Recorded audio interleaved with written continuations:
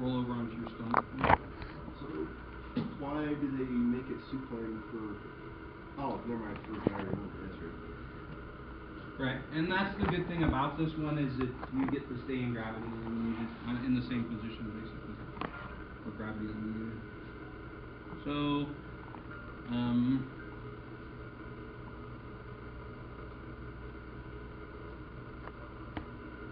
this is internal rotation? Yeah, we'll do internal rotation first.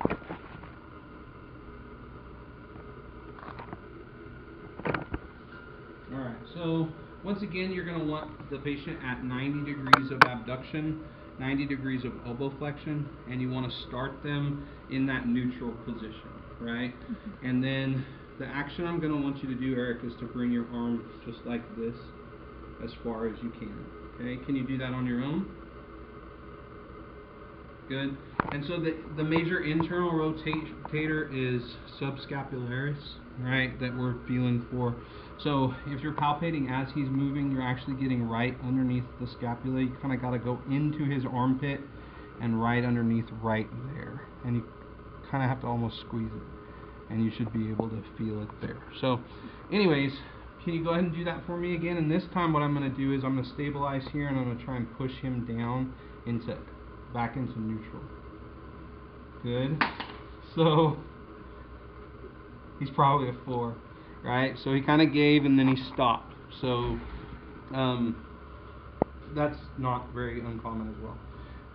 And so if he was unable to lift his arm when he's in this position against gravity, I would just have him scoot out.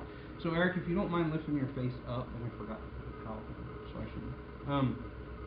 Let me grab that actually.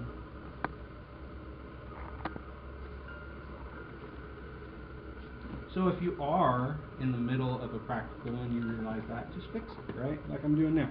So this time I want you to scoot towards this edge a little bit, since you weren't able to do that. And the action I'm still going to have him do is I want him to just hang his arm down and his thumb in neutral, so it's just pointing straight forward. And then I want you to turn your shoulder in, right? So don't think about, it's not turning your hand, keep your hand still and just turn your shoulder for me. Good. And so if he's able to do it at most of the range or a good amount of range, he's going to be a 2. If he's only able to kind of partly do it, he's a 2-.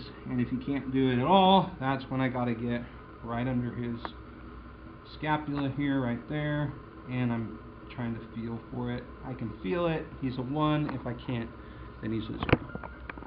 Okay. All right. So scoot back in for me. Let me adjust this real quick.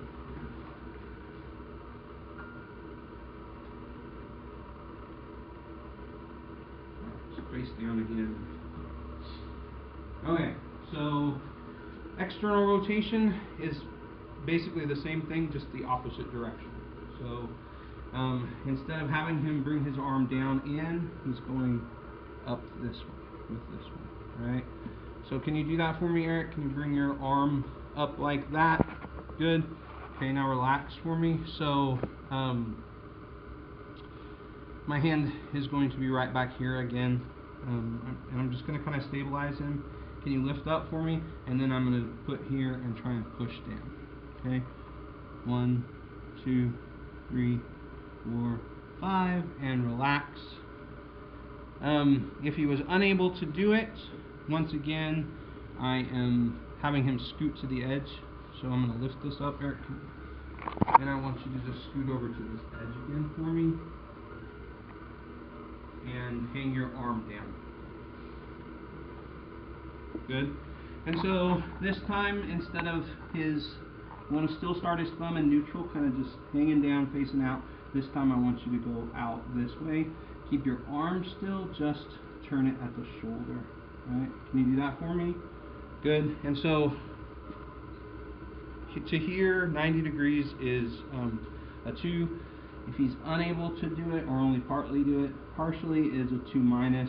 If he's unable, then I've got to feel for those external rotators, right? And so I'm feeling right here on the scapula. So I would reach in, this time I'm going to go this way, and just kind of feel for that.